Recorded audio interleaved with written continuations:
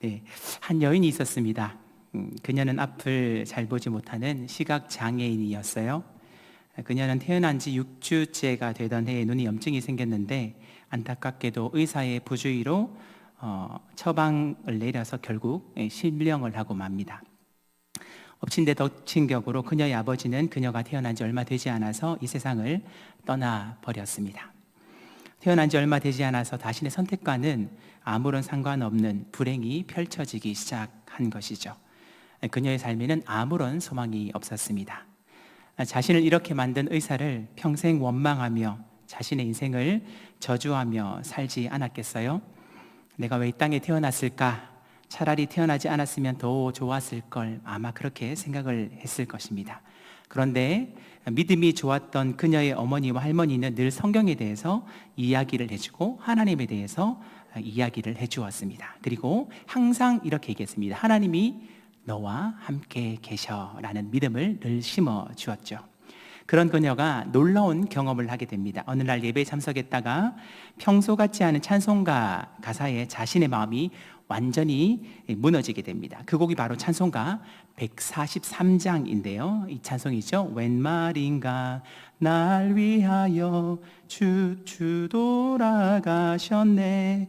이 벌레 같은 날 위해 그네 받으셨냐.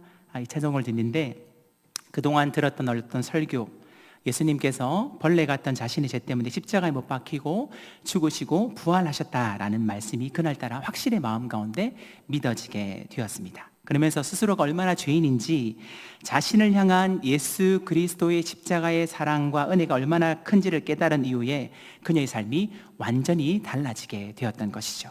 하나님의 크신 은혜와 놀라운 사랑을 경험한 후 시각장애인으로서 하나님께 무엇을 드릴 수 있을까 고민하다가 자신에게 시를 쓰는 재능이 있음을 알고 그때부터 찬송 가사를 짓기 시작했습니다. 주님을 진정으로 만나는 그녀는 장애나 자신이 처한 환경이 더 이상 문제가 되지 않았음을 깨달았던 것이죠. 그녀는 1820년대에 태어나서 1915년까지 95세의 인생을 사는 동안 평생 8,000여 편의 찬송시를 지었던 이 페니 크로스비 여사입니다. 네, 오늘 한번 띄워줄까요? 어떻게 생기셨는지. 이 찬양의 여왕 페니 크로스비라고 되어 있는데요. 이 그녀가 지었던 대표적인 찬송가는 오늘 우리가 불렀던 주의 음성을 내가 들으니 찬양이고요. 또 나의 영원하신 기업 생명보다 귀하라, 또요 예수를 나의 구주 삼고 찬송으로 보답할 수 없는 너의 제 흉악하나 예수께로 가면 나는 기뻐요. 나의 갈 길 다가도록 예수 인도하시네. 또 인내하신 구세주여 오 놀라운 구세주 예수 내 주 참 능력의 주시로다. 이런 찬송을 이 페니 크로스비 여사가 지었습니다. 이 찬송은요 너무나 아름답고 은혜로워서 우리나라 찬송가에도 한 25여 곡이 실려 있습니다. 자신을 시각장애인으로 만든 의사를 원망하고 자신의 인생을 평생 저주하며 살 수도 있었지만 수많은 찬송시를 통하여서 하나님의 사랑과 은혜를 노래할 수 있었던 비결이 무엇일까요? 비록 육신의 눈은 보이지 않았지만 영의 눈이 열려서 자신을 위해 피 흘려 죽으신 십자가의 은혜와 사랑을 진정으로 깨달았던 것이죠. 뿐만 아니라 창세전에 하나님의 자녀로 택해주신 복에 감사하고 감격하며 천국에 대한 소망을 분명히 가졌기 때문인 것입니다. 그렇기 때문에 평생 눈이 보이지 않는 불편함 속에서도 주님만을 바라보며 늘 찬송하는 삶을 살 수가 있었던 것입니다. 사랑하는 성도 여러분, 우리가 인생을 살다 보면 예상치 못하는 고난과 또 어려움을 만나게 되죠. 사막이 꽉 막힌 것 같은 환경 가운데 홀로 내버려진 것 같은 그런 생각이 들 때도 있다는 것입니다. 특별히 말씀에 순종하고 주의를 감당하다가 그런 일을 만날 때도 있다는 것이죠. 그때 우리는 어떻게 반응해야 될까요? 오늘 에베소서의 저자인 사도 바울을 통해서 오늘 은혜를 나누고자 합니다. 우리 성도님들께서 아시다시피 에베소서는 옥중서신이라고 하죠. 사도 바울이 복음을 전하다가 로마에 가택연금되어 있는 상태에서 에베소 교회를 향한 쓴 편지가 바로 에베소서입니다. 에베소서는 이 서신 중에 왕관이다, 바울 신학의 왕관이자 절정이다 라고 이렇게 불려질 만큼 바울 신학의 핵심을 보여주고 있는 서신이 바로 에베소서입니다. 유명한 신학자 존 칼빈은요, 이 에베소서를 어떤 성경보다 좋아한다라고 이야기를 하기도 했었습니다. 에베소 지역은 지금으로 말하면 터키의 남부 지역이라고 할 수 있겠죠. 사도 바울이 2차 전도 여행 때 아시아 지역에 가서 복음을 전하기를 원했지만 성령께서 막으셔서 결국 마게도니아로 건너가서 복음을 전하게 되지 않습니까? 이 소아시아 지역이 바로 에베소 지역입니다. 이 에베소 지역에서 사도 바울이 3차 전도 여행 때 3년이라는 긴 시간을 머물면서 성경을 가르쳤던 곳이기도 하고요. 그 대표적인 곳이 두란노 서원이라는 곳입니다. 에베소 교회를 향한 사도 바울의 깊은 애착을 우리가 느낄 수가 있는데요. 복음을 전하다가 갇히게 되었으면 사도 바울이 위로를 받아야 되지 않겠습니까? 그런데 그런 원망과 불평은 온데가 붕대었고 오히려 에베소 교회와 성도들을 향하여서 자신이 고난 속에서도 찬송할 수 있는 이유를 말하면서 오히려 격려하고 있는 이 바울의 모습을 우리는 볼 수가 있다는 것입니다.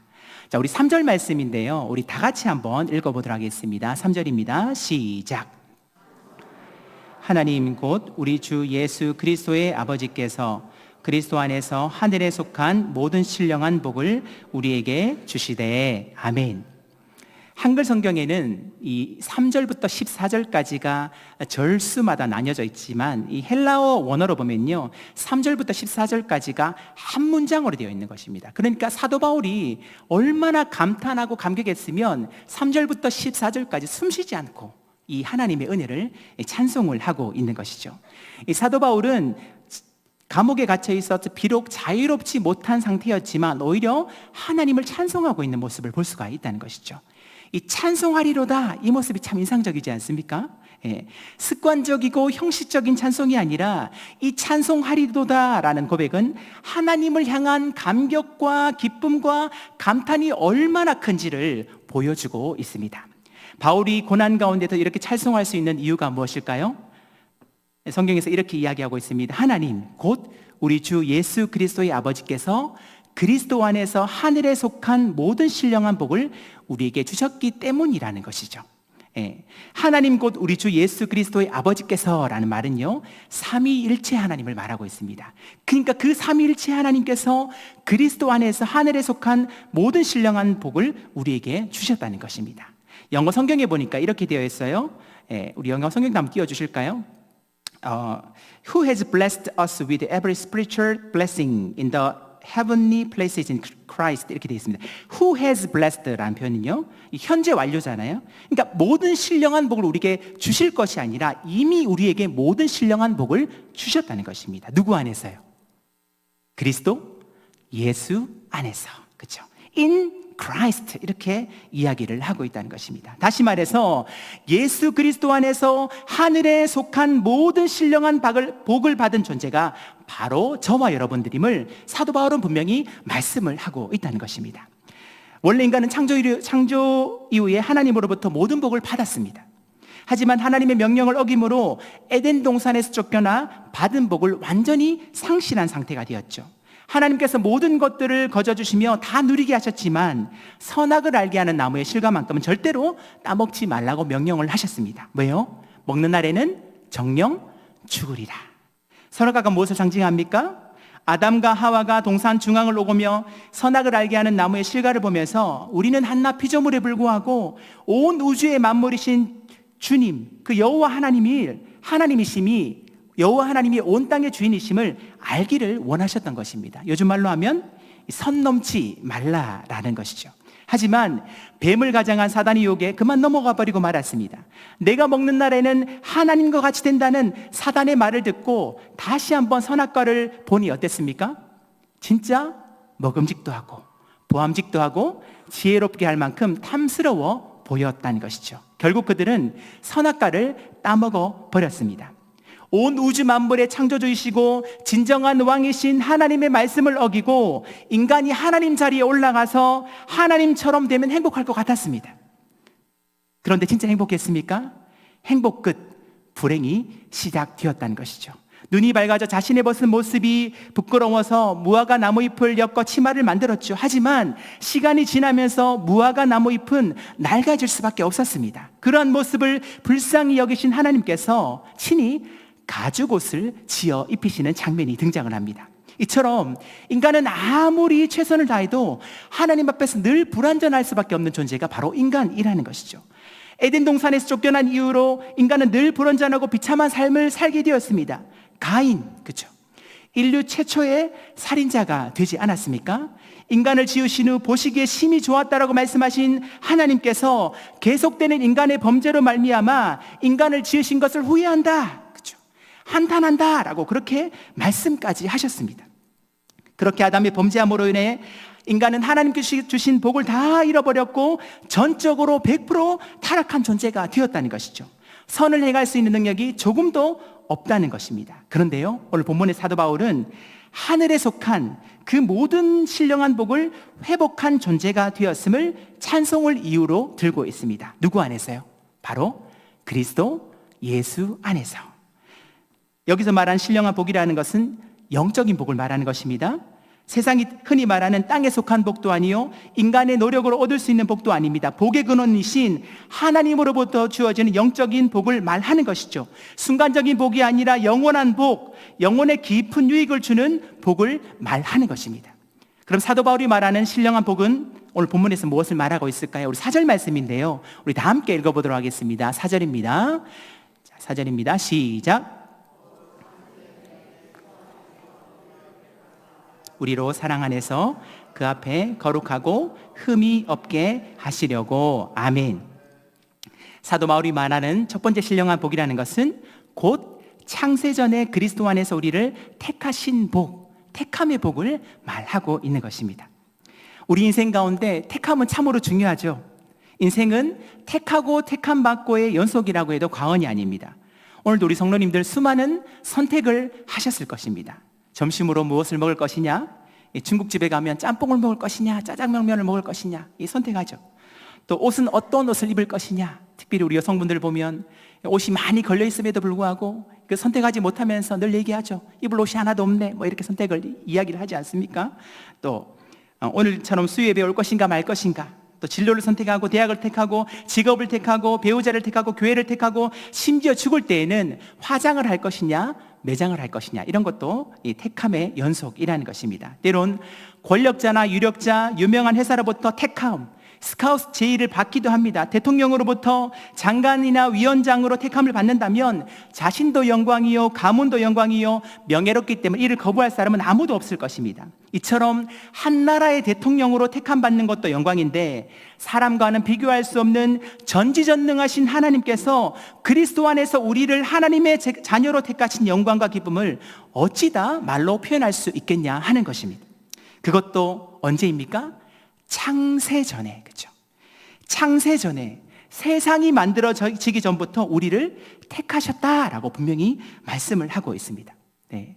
창세전에 우리를 택하신 이 복을 말씀을 들으면서도 우리 성도님이 보니까 전혀 안 놀라시는 것 같습니다. 네. 당연한 것입니까? 그렇죠? 네. 우리는 로또 1등에 당첨돼야 엄청 놀라지 않습니까? 그렇죠? 네. 하나님의 택함이 어떻게 로또 1등에 당첨되는 것과 비교할 수 있겠냐 하는 것입니다. 네. 이처럼 하나님의 택함을 우리가 성경을 통해서 보게 되었습니다. 말씀을 준비하면서 이 택함이란 단어를 생각해 보았습니다. 우리 성도님들 나를 택했다라는 생각을 하시면 어떤 생각이 드십니까? 눈을 감았을 때 눈물이 흘러야 정상이지 않겠습니까? 하나님께서 친히 택하셨다는 것은 사단 마귀뿐만이 아니라 세상의 어떠한 것도 함부로 우리를 손댈 수 없음을 우리에게 말씀을 하고 있다는 것입니다. 로마서 8장 35절에서 35절, 38절, 39절에 이렇게 우리에게 말씀을 하고 있습니다. 다 함께 읽어볼까요? 시작. 누가 우리를 그리스도의 사랑에서 끊으리요? 환난이나 공고나 박해나 기근이나 적신이나 위험이나 칼이랴. 내가 확신하노니 사망이나 생명이나 천사들이나 권세자들이나 현재일이나 장래일이나 능력이나 높음이나 깊음이나 다른 어떤 피조물이라도 우리를 우리 주 예수 그리스도 안에 하나님의 사랑에서 끊을 수 없으리라. 아멘. 환난이나 곤고나 박해나 기근이나 적신이나 위험이나 칼이랴. 세상의 어떠한 것도 우리를 우리 주 그리스도 예수 안에 있는 하나님의 사랑에서 절대로 끊을 수 없음을 우리에게 분명히 말씀을 하고 있다는 것입니다. 그래서 사도 바울은요, 그 감격과 감탄과 기쁨을 담아서 하나님을 찬송하고 있는 것이죠. 어떻게 해요? 찬송하리로다, 이렇게 고백을 하고 있는 것입니다. 바울은 지금 비록 감옥에 갇혀 있고 복음 때문에 많은 고난과 환난을 당했으며 매도 수없이 받고 여러 번 죽을 고비를 넘겼습니다. 40에 한 번 감암매를 5번이나 맞았다고 기록을 하고 있습니다. 이 40번 맞으면 사람이 죽기 때문에 39번까지만 매질을 허락했던 것이죠. 그럼에도 불구하고 하나님의 자녀로 택해 주신 그 택함의 복을 찬송하고 있는 바울의 모습을 우리는 볼 수가 있습니다. 우리가 가끔 착각하는 것 중에 하나가요, 내가 예수님을 선택해서 믿었다고 생각을 한다는 것입니다. 내가 예수님을 떠나기로 마음먹으면 언제든지 떠날 수가 있고 다시 예수님을 선택하고 싶으면 언제든지 선택을 할 수 있다고 생각을 한다는 것이죠. 이것은 구원과 믿음을 인간의 선택에 두기 때문에 생기는 잘못된 생각이고 오해입니다.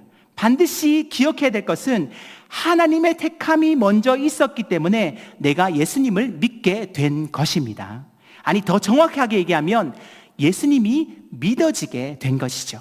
왜요? 하나님께서 우리를 하나님의 자녀로 선택했기 때문에 예수 그리스도가 구원자로, 나의 왕으로 믿어지게 되어진 것입니다. 네, 이성적인 머리로 성경에 나오는 말씀을 이해하고 믿을 수 있을까요? 동정녀 탄생, 십자가의 죽음, 부활, 성령의 강림하심, 이것은 이성적인 머리로 도저히 이해할 수가 없습니다. 그런데요, 성령님께서 역사하시고 성령님께서 우리 안에 믿음을 주시면 이상하게 믿어지는 것을 우리가 경험하게 된다는 것입니다. 요한복음 15장 16절 전반절에 보면 이런 말씀이 나오죠. 너희가 나를 택한 것이 아니요 내가 너희를 택하여 세웠나니. 아멘. 너희가 나를 택한 것이 아니요 내가 너희를 택하여 세웠나니. 그렇습니다. 인간의 구원은 전적인 하나님의 주권적인 선택이요 은혜의 결과인 것입니다. 구원은 하나님의 선택과 은혜에 그저 반응하는 것이죠. 내가 야곱을 사랑하고 에서를 미워했다는 말씀처럼 하나님의 선택과 예정을 인간의 머리로 어떻게 이해할 수가 있겠냐 하는 것입니다. 구원의 경륜은요, 인간의 머리로는 도무지 이해할 수가 없습니다. 따라서 우리는 그저 내가 하나님의 자녀로 택함 받은 것에 무한 감사할 뿐입니다. 마치 죄로 인해 죽음이 찾아왔던 것처럼 홍수로 다 떠내려가는 상황 가운데서 하나님의 일방적인 은혜로 그저 건짐을 받은 것이 구원이요 택함의 놀라운 은혜라는 것입니다. 한때 유행했던 그 노래 중에서 만남이라는 노사연의 노래가 있습니다.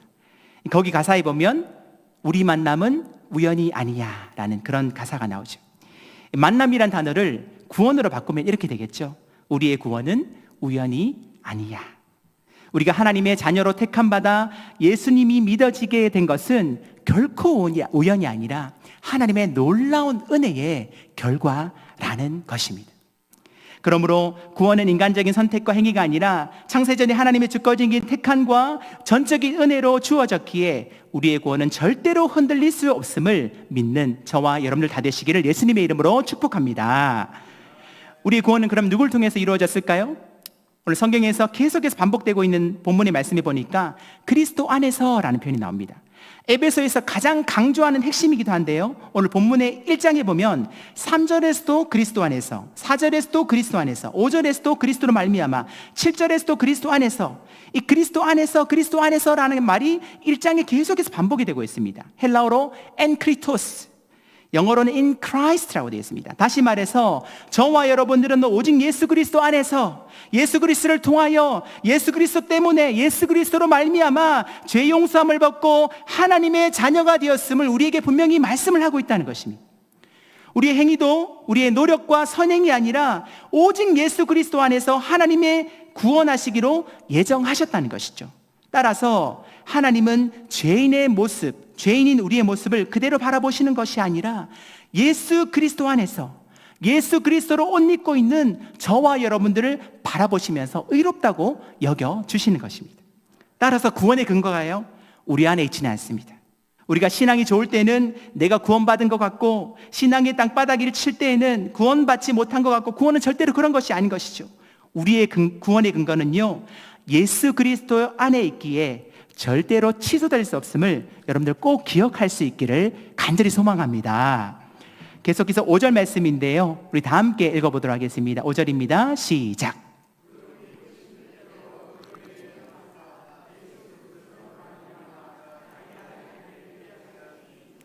아멘. 우리의 구원은요, 하나님의 기쁘신 뜻대로 우리를 예정하사 그리스도 안에서 이루어진 결과입니다. 하나님이 기쁘신 뜻대로, 그분의 뜻대로 하나님의 아들들이 되게 하셨다는 것이죠. 바로 양자됨을 말하고 있습니다. 양자됨은 쉽게 말하면 입양이라고 하죠. 예수 그리스도로 말미암아 하나님의 자녀로 입양된 존재가 바로 저와 여러분들이라는 것입니다. 비록 유대인처럼 원가지는 아니더라도 예수 그리스도로 말미암아, 예수 그리스도로 인하여, 예수 그리스도 때문에 접붙여진 가지가 바로 저와 여러분들이라는 것이죠. 그래서 우리의 신분이요, 죄인에서 의인으로, 종에서 자녀의 신분으로 바뀌게 되었다는 것입니다. 따라서 예수 그리스도로 말미암아 우리는 하나님의 상속자가 되었다는 것이죠. 그래서 하나님을 아바 아버지라고 부를 수 있게 되었습니다. 이것이 어떻게 가능합니까? 예수 그리스도께서 인간의 모든 죄를 지시고 십자가에 못 박혀 죽으시고 부활 승천하심으로 또 다른 보혜사이신 성령님을 우리 안에 보내주셨기 때문입니다. 그래서 갈라디아서 4장 6절에 이렇게 말씀하고 있는데 우리 다 같이 한번 읽어볼까요? 시작. 너희가 아들이므로 하나님이 그의 아들의 영을 우리 마음 가운데 보내사 아빠 아버지라 부르게 하셨느니라. 아멘. 또한 로마서 8장 15절 말씀인데요, 다 같이 한번 읽어볼까요? 시작. 너희는 다시 무소하는 종의 영을 받지 아니하고 양자의 영을 받았으므로 우리가 아빠 아버지라고 부르짖느니라. 아멘. 너희가 아들이므로 하나님이 그 아들의 영, 그렇죠? 성령을 우리 마음 가운데 보내사 하나님을 아바 아버지라고 부르게 하셨다. 그렇죠? 그리고 그 성령님이 우리 안에 오셔서 하나님의 자녀인 것을 보증해 주신다는 것, 그렇죠? 그것이 놀라운 은혜 아니고 우리가 어떻게 설명을 할 수 있겠습니까? 그렇기 때문에 성령님이 우리의 구원의 보증이 되셨기 때문에 절대 구원은 취소가 될 수 없다는 것입니다. 사랑하는 성도 여러분, 성령 하나님이 우리의 구원의 보증의 수표가 되시고 우리 안에 내주하시면서 세상 끝날까지 말할 수 없는 탄식으로 우리를 위해 친히 간구하고 계심을 여러분들 꼭 기억할 수 있기를 간절히 소망합니다. 예수님을 믿어도요, 여전히 연약하기 때문에 죄를 짓고 또 넘어지고 쓰러집니다. 하지만 일어납니다. 또 쓰러지고 넘어지죠. 그럼에도 불구하고 우리는 아주 엎드려지지 않습니다. 왜요? 주님의 손이 우리를 붙들고 계시기 때문인 것입니다. 우리 안에 내주하셔서요, 성령님은 죄를 깨닫게 하시고 회개케 하셔서 날마다 조금씩 예수님을 닮아가도록 우리를 인도해 주시는 분이 바로 성령 하나님이시라는 것입니다. 한번 우리에게 오신 그 성령 하나님은요, 주님 앞에서는 그날까지 영원토록 떠나지 않으시고 그와 같이 내버려 두지 않으시고 우리와 영원토록 함께 하실 것을 약속하고 있다는 것입니다. 이 성령님을 환영하고 인정하며 충만케 우리 삶을 역사하시도록 우리의 주도권을 내어드리는 우리 모두가 되었으면 참 좋겠습니다. 이렇게 그리스도 안에서 우리를 하나님의 자녀로 선택하신 궁극적인 목적이 무엇일까요? 4절 말씀에 보니까 곧 창세전에 그리스도 안에서 우리를 택하사 우리로 사랑 안에서 그 앞에 거룩하고 흠이 없게 하시려고 라고 했습니다. 거룩하고 흠이 없게 하시려고. 이 말씀은 예수 그리스도를 통하여서 죄와 영원한 형벌에서 구원받은 존재로만 머무는 것이 아니라 우리 안에 온전함을 기대하는 것입니다. 그리스도의 장성한 분량에 이르기까지 이르는 성숙함을 원하는 것이죠. 창조 때 하나님께서 인간을 지으시고 나셔서 보시기에 심히 좋았다라고 말씀하셨던 그 상태로 회복시키기 위함이라는 것입니다. 그러므로 그리스도 안에서 새로운 피조물, 선한 일을 위해서 지음받은 존재로서 하나님께서 우리에게 바르시는 온전함과 성숙함을 이루어 나가는 우리 모두가 되기를 간절히 소망합니다. 우리 마지막으로 6절 말씀인데요, 우리 다 함께 읽어보도록 하겠습니다. 6절입니다. 시작. 이는 그가 사랑하시는 자 안에서 우리에게 거저주시는 바 그의 은혜의 영광을 찬송하게 하려는 것이라. 아멘. 똑같은 구절이요, 6절과 12절, 14절에 반복되고 있는데요, 사도 바울은요, 자신을 향한 크고 놀라운 하나님의 사랑과 거저 베풀어 주신 그 은혜의 영광을 반복적으로 찬송하고 있음을 우리는 알 수가 있습니다. 내가 무엇이기에 하나님께서 이렇게 놀라운 은혜를 베풀어 주셨는가? 나를 이렇게 구원해 주셨는가? 창세전에 나를 택해 주셨는가? 그 은혜와 그 사랑에 감격하고 감토함으로 하나님을 찬송하는 그 찬송이 터져나오고 있는 것이죠.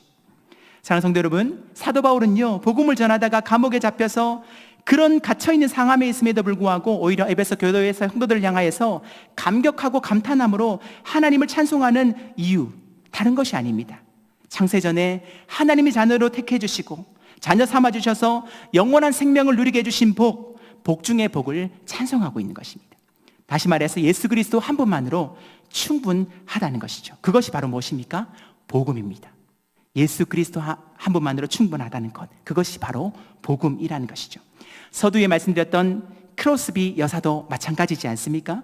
자신의 선택과는 상관없는 한 의사의 실수로 맹인이 되어서 평생 원망하고 저주하는 인생을 살 수밖에 없었습니다. 하지만 그리스도께서 그를 찾아오셔서 만나주시고 십자가의 은혜와 사랑을 깨닫게 되었을 때에, 영원한 생명을 얻게 되었을 때에 믿음의 고백과 삶의 간증을 담아 수많은 찬송시로 하나님의 은혜의 영광을 찬송했던 것이죠. 그녀 또한 예수 그리스도 한 분만으로 충분했던 것입니다. 오늘 말씀을 정리하겠습니다. 사랑하는 성도 여러분, 어떤 어려움과 고난 가운데 있습니까? 사방이 꽉 막힌 상황 가운데 아무런 희망도 소망도 없는 절망 가운데 홀로 던져진 것 같은 그런 생각이 드십니까? 사도 바울과 이 크로스비 여사가 이해할 수 없는 고난과 절망, 여러 가지 어려움 가운데서도 찬송할 수 있었던 이유는 다른 것이 아닙니다. 예수 그리스도 안에서 하늘에 속한 모든 신령한 복, 택하심의 복, 양자됨의 복을 이미 받았기에 삶의 매 순간 거저주신 그 은혜의 영광을 감격함과 감탄함으로 찬송했던 것입니다. 사랑하는 성도 여러분, 여러분들의 간증이 무엇입니까? 여러분들이 진정으로 자랑해야 될 것이 무엇입니까? 예수로 나의 구주 삼고 성령과 피로써 거듭난 것, 하나님의 자녀로 택함 받은 것, 이것 말고 더 무엇이 필요하겠습니까? 내 안에 예수로 충만하면요, 십자가의 사랑과 은혜로 가득하면 진짜 세상과 나는 간 것 없고 오직 구속한 예수 그리스도만 보이게 되는 것입니다. 예수 그리스도 한 분만으로 충분하다, 예수면 다냐라고 물을 때 예수면 다다라고 고백할 수 있는 우리 모두가 되었으면 참 좋겠습니다. 그러므로 그리스도 안에서 하나님의 자녀로 택해 주시고 하늘에 속한 모든 신령한 복을 주시기에 우리 안에 계신 성령님으로 말미암아 신앙의 온전함과 성숙함을 이루어 나가는 저와 우리 모든 성도님을 다 되시기를 예수님의 이름으로 축복합니다.